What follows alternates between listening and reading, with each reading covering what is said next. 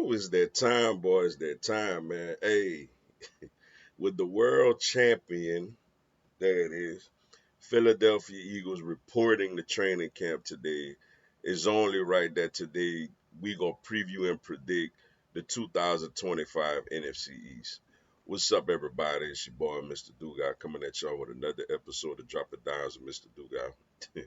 And today, like I said, today I'm going to preview and predict the 2025 NFC East division and also take a quick look back to last year's results as well. Before I get into this video, man, for anyone, if you want to drop a dime on the Cash App information is down in the description box. Also, if you want to follow me on social media, that information is down in the description box. If you're a subscriber to the channel, greatly appreciate the love and support. If you're new to the channel, welcome. Make sure you subscribe, hit the bell notification button, like the video, and share it with your folks. Man, first we're gonna look back to last season, and of course, world champion Philadelphia Eagles, Super Bowl 59 champs. Great season, yo. Great season. Saquon Barkley, who I felt like was the MVP of the league, was outstanding, the best player in football last year. The offensive line was amazing. You know, there was questions about uh, Cam Jurgens stepping in for Jason Kelsey, and he did nothing but make a Pro Bowl, man. He was outstanding. Mekhi Becton stepped in. Had a good solid season, got his bag with the Chargers this year. Shout out to him. AJ Brown was good. Devontae Smith was solid.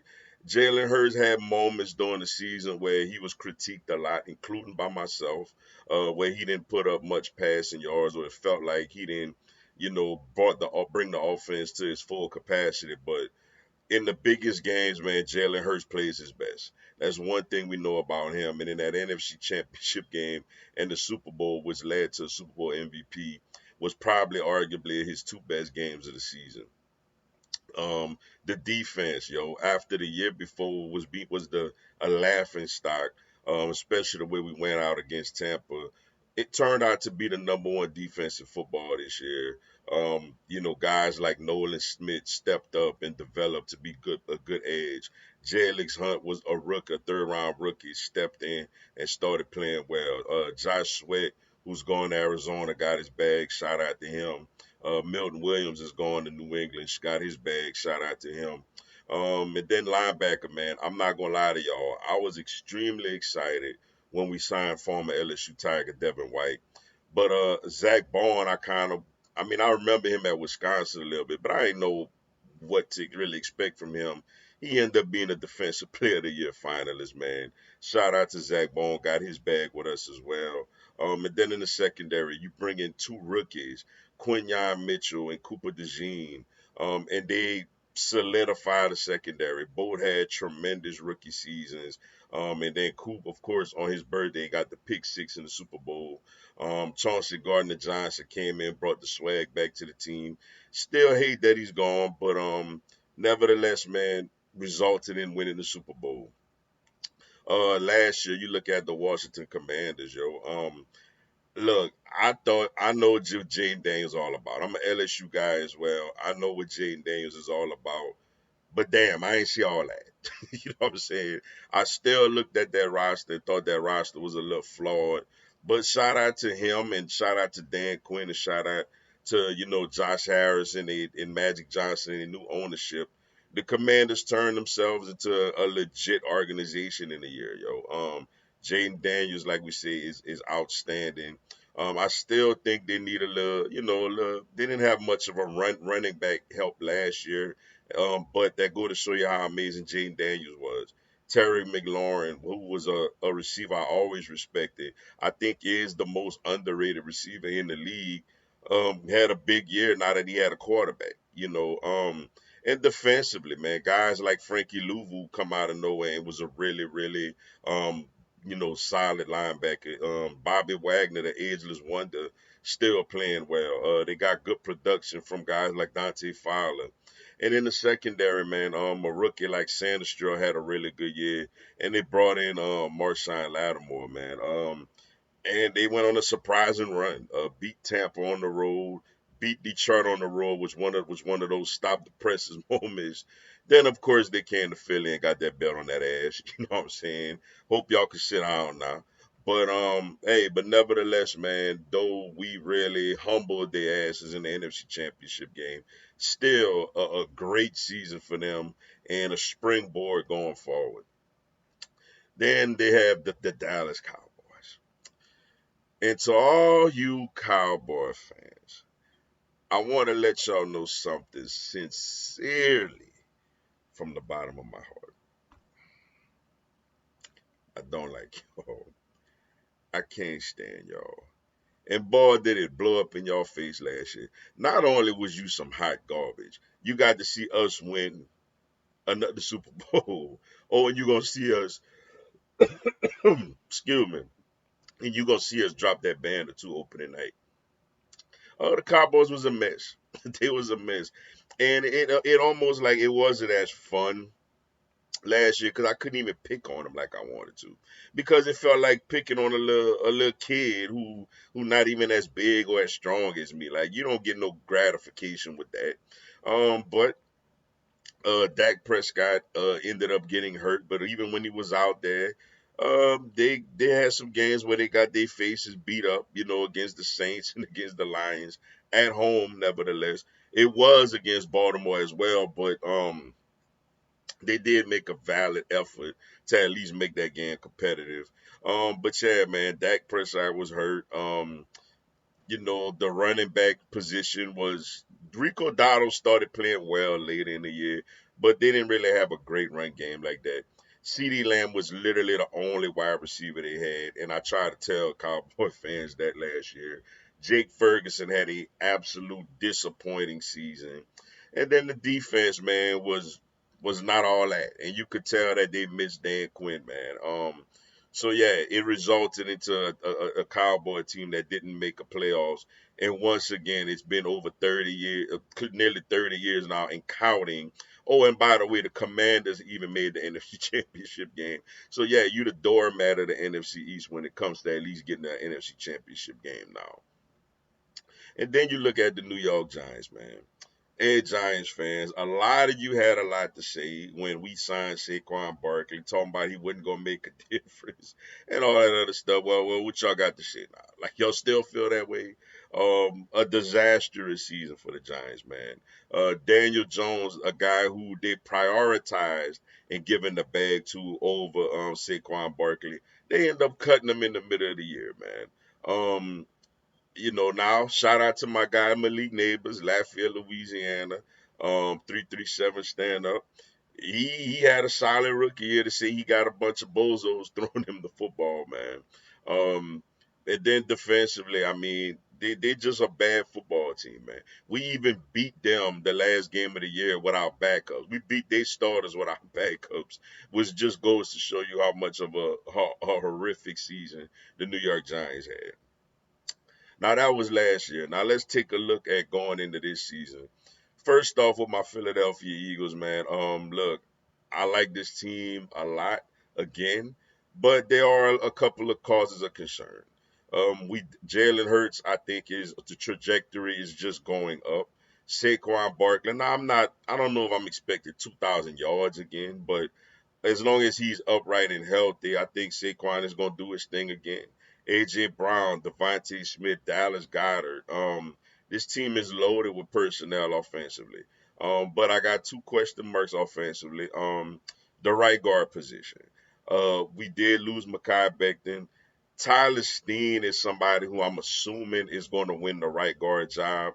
Now look, he got beat out by Mekhi Becton last year. He got beat out by Cam Jurgens the year before.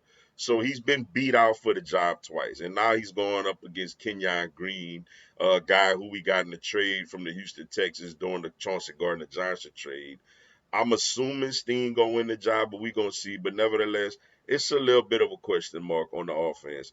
And another question is Kevin Patello. Um, um, Kellen Moore was the OC last year. He's now in New Orleans. And the reason, and I get it, is Nick Sirianni's right hand man. But this is the reason why I'm concerned with this move, it's over. Go and get an established offensive coordinator. Now look, with Nick winning the Super Bowl, Nick got every right to be able to pick a right hand man to be the offensive coordinator. The problem is 2 years ago when Shane Steichen left to be the head coach of the Indianapolis Colts, you promoted Brian Johnson and it was a disaster.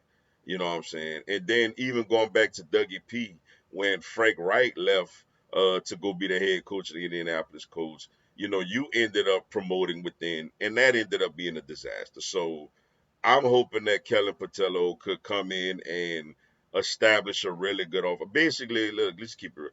I just hope he know what the hell he doing. You know what I'm saying? I know it's a lot of toys and weapons over there to screw up, but I just hope he know what the hell he doing, man.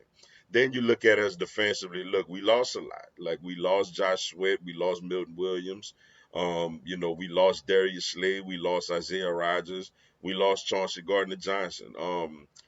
Basically that's five starters, you know what I'm saying, that we lost that are no longer on the team.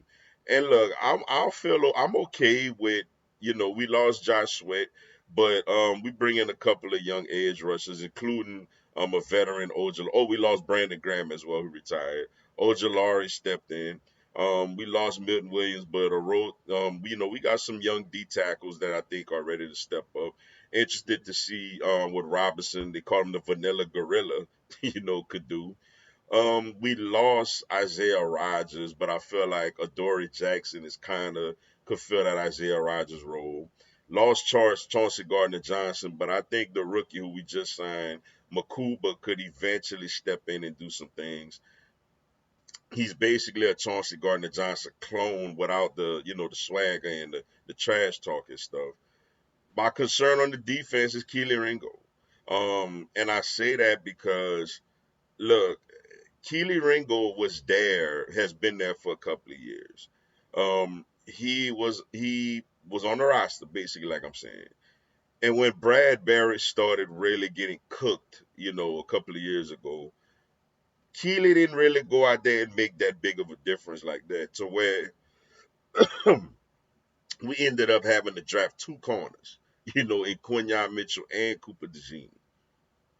We didn't go out there and really get another corner to replace Slay like that. So we just promoted Keely Ringo.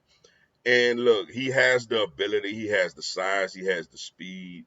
Obviously, he has the pedigree coming from Georgia. But I just worry that is he ready to fill that void, man?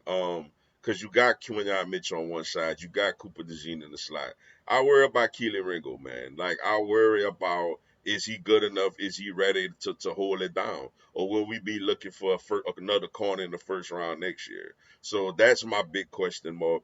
And I'm not gonna know how good he really is until he line up out there against Dallas week one. They could say all they want to tell me in training camp and all that other stuff, but we're not gonna know how good he is till he line up against Dallas. Next team, man, looking at the Washington Commanders, yo. Like I said, coming off of a really good season, got a lot of good vibes and all that going on. But with them going this season, man, I would say because level of concerns for them is the run. I still don't think they got a running back. Jaden Daniels did so much for that offense last year, and I still don't think they got a solid running back that they could just hand the ball to consistently and take a lot of pressure off of Jaden Daniels. And another thing is the Terry McLaurin situation. He hasn't gotten paid yet, and he's a little disgruntled right there, like, about that. So for me, man, a lot of times when you have bad karma with your team coming in and people unhappy, it don't usually go well. And then defensively, man, look, for all you Commander fans, in case y'all didn't know, man, I want to give a big shout out to Trey, y'all second round pick Trey Amos. I know him very well personally, man. I grew up right next door to his mom and his uncle, man. They were my next door neighbors. Growing up, I see he was around as a little bitty boy, and I've met him a few times, man. Got to talk to him and stuff, man. Know his mom and his uncle a little better than him, but I know him. I know the kid really well. Comes from a great family. Big when watch him in high school, big time athlete, man. I hate that he went to y'all of all teams. But look, take care of my boy up there, man. But yeah, but he gonna step in probably and be a corner on the opposite side of Marshawn Lattimore and Sanders Strill in the slot. So that's a solid secondary. But they I don't know about their pass rush like that. Jonathan Allen is gone, and I get it. He hardly played last year. Dante Fowler was really good with them last year. He's in Dallas. And you brought in Von Miller, but man, I mean, let's keep it 100, man. We don't know what Von Miller could do. I think it's a solid veteran addition. I think he could give him help on third down, obvious passing situations. But can he consistently do that? We don't know, man. So the Commanders, their biggest cause of concern to me is their pass rush. Um, then looking at the Cowboys, man. I will give them credit. I think there's the immature factor and not necessarily off the field, but on the sideline type of in the locker room type of drama he has, the antics and the immaturity and all that he had in Pittsburgh will cause Pittsburgh to ship his ass away. Now look, I can't I definitively can't say how he's gonna act in Dallas. Sometimes people get a change of scenery and they mature and humble themselves. Sometimes they just gonna be knucklehead, continue to be knuckleheads. I can't predict what's gonna happen with that, but I can't deny the guy's talent and his skill set. And I think that is a really big addition for Dallas, man. I think that's gonna make them a much better passing attack because now he takes a lot of the pressure off of CD Lamb. But my concerns for them still is the running game. I know there's a lot of talk about Blue and all that, but I mean he's a rookie and he's little. You know what I'm saying? Miles Sanders obviously hasn't been great the last couple of years, so they still don't have a running game. Now they're gonna drop back and be air raid and throw the ball 80 times a game. We're gonna see. And defensively, like, can they still stop the run? They got the good, Diggs will be back and all Bland and all them, man. It's a good secondary, but can they stop the run? That's still the biggest question mark with the Dallas Cowboys. And then you look at the New York Giants, man. They got a bunch of quarterbacks. You know what I'm saying? They got a bunch of quarterbacks. I mean, they might as well bring in Eli and Phil Sims as well. But yeah, I'm assuming Russell Wilson will start the season. And we're gonna see how that go. But their biggest question mark is quarterback, obviously. Jackson Dart obviously is the future of this team. Will he start at the end of this year or next year? We'll see. Um, they got some okay running backs, man. I like the rookie they got, Cam Scatterboo from Arizona State. The receiving core, man, Malik, I think is big time. But is the quarterback play gonna be any good for them? That's the question mark offensively. Defensively, man, I think they're gonna be one of the better teams at rushing the passer. They got a pass rush for days, man. When you add Abdul Carter to Kayvon Thibodeau and Brian Burns, they're gonna get after the quarterback, man. So that's one thing I will definitely give them.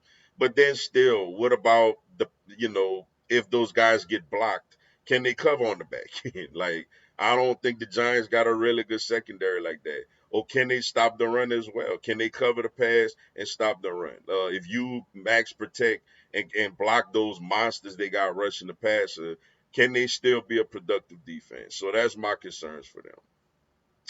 Now, time for my prediction for the 2005 NFC East.